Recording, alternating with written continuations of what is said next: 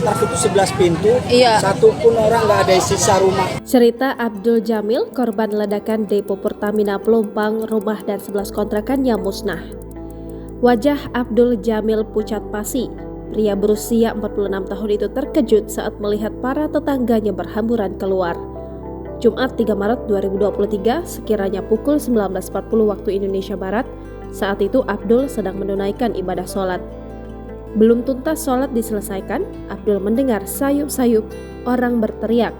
Lantas ia pun bergegas keluar masjid dengan rasa penasaran. Rupanya, para tetangganya itu keluar tempat tinggalnya lantaran mendengar bunyi keras dan mencium bau yang menyengat.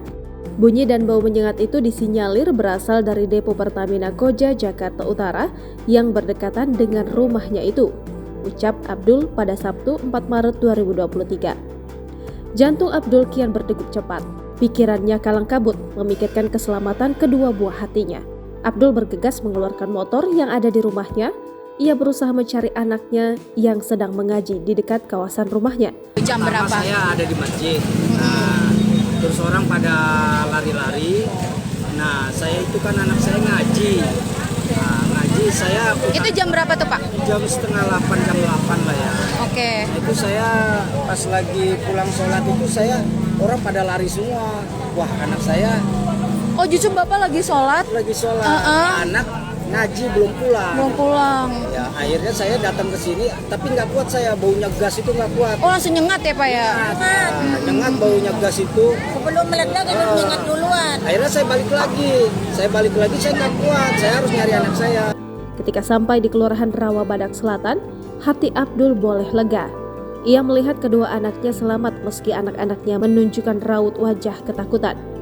Kebakaran ya dekat juga. Dekat dah ya? Dekat ya. Saat itu belum ketemu Pak belum anaknya? ketemu anak itu. Terus Bapak ngapain lagi tuh Pak? Masih mencari? Saya masih mencari anak utama kan. Akhirnya alhamdulillah ada ngasih kabar anaknya ada di kantor kelurahan, ada yang jadi satu pengajian itu dikoordinir, ada orang laki-laki yang mengkoordinir suruh lari kelurahan. Sesampainya di rumahnya, Abdul berusaha mencari sang ibu yang memang tinggal bersamanya. Ternyata nasib malang menimpanya. 11 kontrakan dan rumah yang dimiliki hangus luluh lantak oleh api. Tak tersisa sedikit pun. Jadi 11 kontrakan hangus semua Pak, tidak bisa diselamatkan. Tapi untuk korban jiwa nggak ada kan Pak? Nggak ada.